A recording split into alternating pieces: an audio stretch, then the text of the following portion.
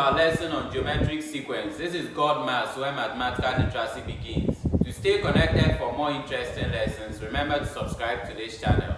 Let's get started with today's lesson. Given the sequence of numbers 2, 4, 8, 16, and so on, and another sequence of numbers 3, 6, 12, and so on. Now we can list the next 3 terms of each sequence.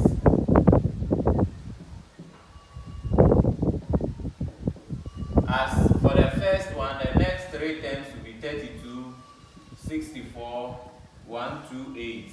And the next 3 terms here will be 24, 48, and 96. We are able to list the next 3 terms of these sequences because we can identify that from one term to the next term, the previous term is multiplied by 2 to get the next term. And so we multiply by 2 to get the next 3 terms. And in the second sequence, it is also the same. We multiply the previous term by 2 to get the next term. Now, this 2 or this multiplier is called a ratio. And because it is the same throughout the sequence, we call it a common ratio. And any sequence of numbers that have a common ratio is what we call a geometric progression or an exponential sequence. So in an exponential sequence, let's call the first term u1, which is also called a. Then to get the next term, which is the second term u2, we have to multiply the first term by that ratio. Let's represent the ratio by r. So u2 will be u1 times r. And then to get the next term, which is u3, we again multiply our u2 by another r, which will give us r squared. So if we continue this trend, we will finally have un to be equal to a times r raised to the power n minus 1. Like in the first case, we have a times r raised to the power 1, which is 2 minus 1. In the second case, we have a times r raised to the power 2, which is 3 minus 1. So the general term will be a times r raised to the power n minus 1. So the general term or the nth term of any geometric progression or exponential sequence is given by un is equal to a times r raised to the power n minus 1. Now let's take, for example, a geometric sequence giving the GP, standing for geometric progression, 2, 6, 18, and so on. Find the 6th term of this sequence. Find the 6th term. Then we will say that since un is equal to a times r raised to the power n minus 1, then u6 will be equal to a times r raised to the power 6 minus 1, which will give us a r raised to the power 5. Now a is representing our first term, which is the first element we see in the sequence. So our a is equal to 2. Then the ratio, which is the common multiplier, r, will be equal to 6 divided by 2, which will give us 3. It is also the same as 18 divided by 6, which will also give us 3. So we will have our u6 to be equal to 2, which is our first term, times r is equal to 3. 3 raised to the power 5, and give us 2 times 2, 4, 3, which will give us 4, 8, 6. We We will take further examples on this. Find the ninth term of the exponential sequence 5, 10, 20, 40, and so on. And we know that the ninth term, represented by U9, is equal to a times r raised to the power 9 minus 1, which will give us a times r raised to the power 8. A is always the first term, so a is equal to 5. And then our r is the ratio of one term and the previous term, which will give us 2. So that U9 will now be equal to 5 times 2 raised to the power 8, r is 2, which will give us 1280. That is the ninth term of this sequence. Now let's take the second question.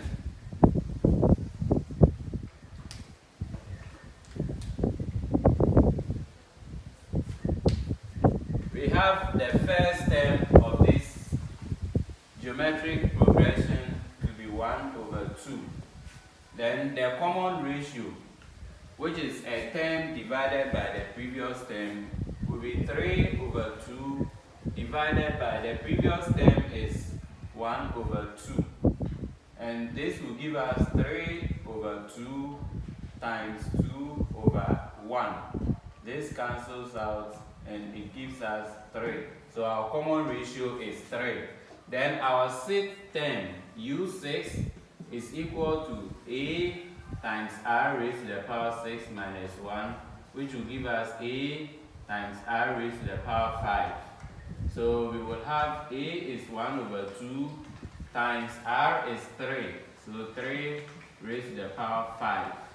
That will give us 1 over 2 times 2, 4, 3. And this will give us 121.5. Next, we will look at the sum of the terms in an exponential sequence. For any exponential sequence or geometric progression, the sum of the first n terms depends on whether the common ratio is less than 1 or is greater than 1. Now, if the common ratio is less than 1, then the sum of the first n terms, which we represent by Sn, is given by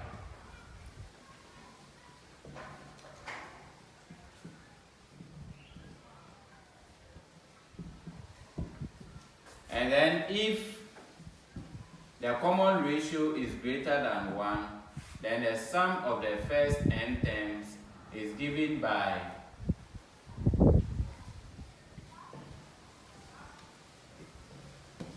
we will also look at how to apply these in given questions.